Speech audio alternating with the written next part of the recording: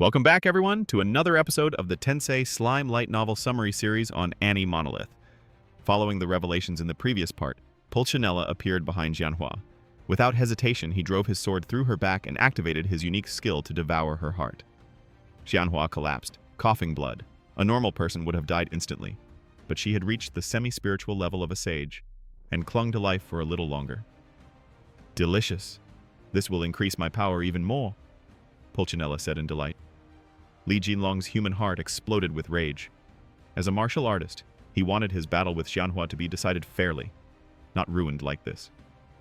He launched a furious kick at Pulcinella, but the demon blocked it with ease. Pathetic. I do not tolerate betrayal from subordinates.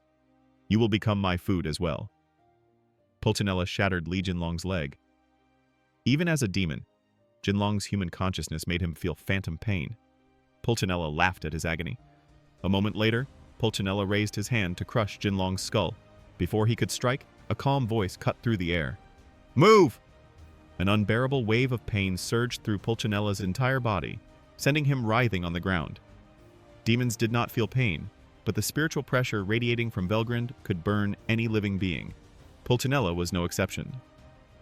Xianhua, I will not let you die. If you fall, Long's dream ends here, Velgrynd said as she approached Xianhua's dying body. With a single spell, she restored Xianhua's heart and rejuvenated her strength. During her travels, Velgrynd had learned divine magic, including God's miracle, which could heal even those with extreme resistance to magic. She never needed it for herself, but she learned it for Rudra's sake. Xianhua rose to her feet, fully healed. But there was still a problem. Pulcinella had stolen her accumulated spirit, along with the knowledge and experience passed down through generations. Her power had dropped drastically. Velgrynd did not seem worried.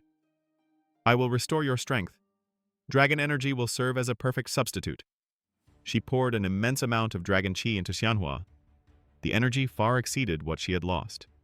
Xianhua awakened completely as a sage, reaching a realm unmatched by any human in history. So this is the power once granted only to the founder, she whispered. Li Jinlong, still on the ground, watched with pride. His expression, for the first time in a long while, resembled that of his original human self. Kekeke. This is how she should be. Only at this level can she truly push me forward, he muttered, once again seeing Xianhua as his rival. Xianhua had grown stronger than ever, and her lifespan had expanded beyond human limits. She would eventually rise to heights even Long could not reach and stand as the Dragon Fist Master of a new generation. After leaving Xinhua, Velgrynd walked toward David. She tapped the back of his head lightly, and her cardinal aura erased the demon possessing him in an instant. Pulcinella watched this and grew furious. He knew Velgrynd was strong, but he still believed he outclassed her. Driven by that arrogance, he ran toward Delia, seized her mythical grade spear, and shoved her aside. That small action had an unexpected result. Delia's shaken emotions brought her human ego roaring back. With one decisive surge, she erased the demon ego inside her completely. At that moment, every remaining demon commander in the world had been defeated. Pulcinella found himself in trouble. The spear refused to recognize him as its master, so nothing about his power changed. Before he could think of a way out, a sharp pain tore through his chest. Velgrynd had crushed the demon's heart inside him. She had never considered Pulcinella a threat. She believed he was still possessed and had held back earlier to avoid killing him outright. Now that the demon heart had been destroyed, Velgrynd assumed everything was resolved. She thought Pulcinella had regained full control, but she didn't know the truth. Pulcinella had long since taken back his own will. He had kept the demon's heart intact so he could analyze it later. With that heart now shattered, the seal suppressing the demon's power finally broke. A massive surge of energy exploded inside him. Kekeke. Thank you. Thanks to you, that cursed seal is gone. His body began to mutate. His skin turned pale, his eyes burned red, and a pair of angelic wings unfolded behind him. The mythical spear warped into a scepter, signaling that it had finally accepted him as its master. With this power, Pulcinella rose to the realm of an awakened demon lord.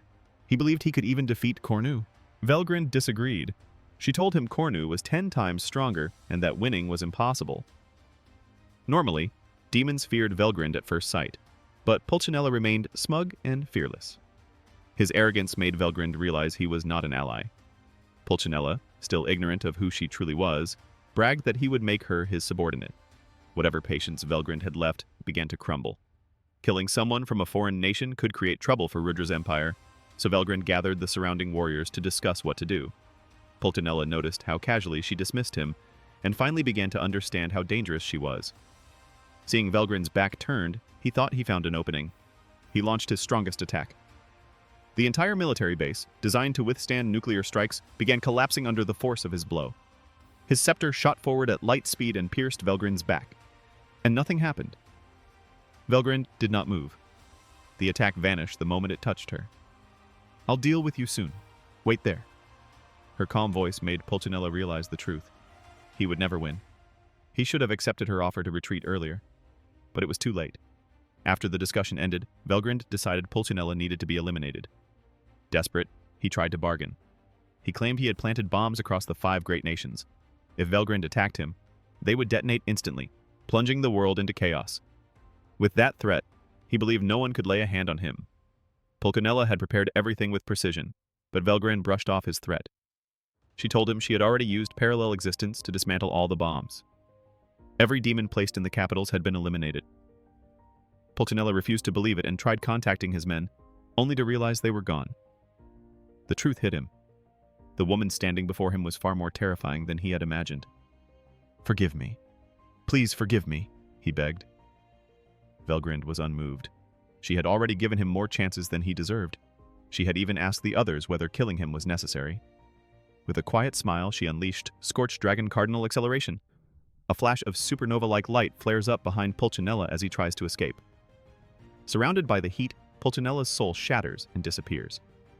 The damage didn't stop there. Velgrynd had intended to keep it on a very small scale, but it was enough to wipe out a third of the continent. The survivors could not help but be stunned. The goddess standing before them seemed both beautiful and terrifying. As an aside, Velgrynd's Scorched Dragon Cardinal Acceleration had caused damage in places unrelated to this world. Beyond dimensions, the aftermath of the space-time continuous attack had even reached Cornu, the master of the demon possessed by Pulcinella.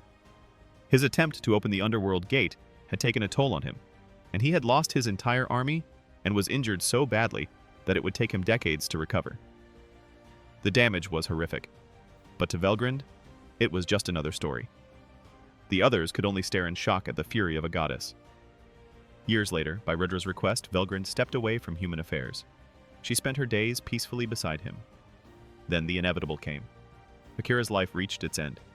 Before passing, he left 2 messages for his descendants and those who would lead the world: take responsibility for your actions and resolve conflict through dialogue. Velgrynd stroked his eyes gently and absorbed his soul. She cried that day, softly and heartbreakingly. With nothing left tying her to the world, Velgrynd prepared to leave. Everyone felt sorrow at her departure. Shinhwa even begged to follow her, but that was impossible. Entering the space beyond their realm meant instant death. "If we get the chance, we'll meet again," Velgrynd said. Then she leapt into the sky and vanished. Decades passed. Humanity lived in peace once more.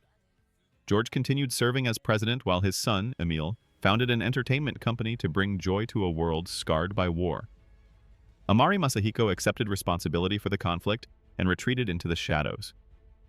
He became Emil's ally, using his influence and underground connections to support the company. Shinhwa, now immortal, thanks to Velgrynd's dragon energy, also operated in the underworld under Masahiko's guidance. To avoid suspicion, she could no longer live openly. Gensei continued teaching his sword style to worthy students, preparing them for the uncertainties of the future. Long after Velgrynd's departure, rumors began to spread. In Emil's office, the famous idol Long Hua drew enormous attention. She had once retired, then returned years later, always appearing unchanged. Fans speculated endlessly about her true identity. Officially, she was said to have many successors. In reality, she was the same person, Jianhua. After obtaining Velgrynd's dragon energy, she had become immortal. To survive in human society, she relied on Masahiko's protection. Others had also risen to power. Legion Long, Delia, and the warriors who defeated their demons awakened as sages. Some soldiers freed by Velgrynd gained that strength as well. They eventually gathered under Masahiko's leadership. Araki Gensei and Minamoto Saburo trained them in the Oboro Shinmei style, the sword art that repels evil. This was how the next generation of warriors was forged. From them, a supranational anti-demon organization was born. Their battle would continue until the promised day arrived. And the video ends here. Let's follow the rest of the story in the next video. Thank you for listening. Goodbye, and see you in the next video.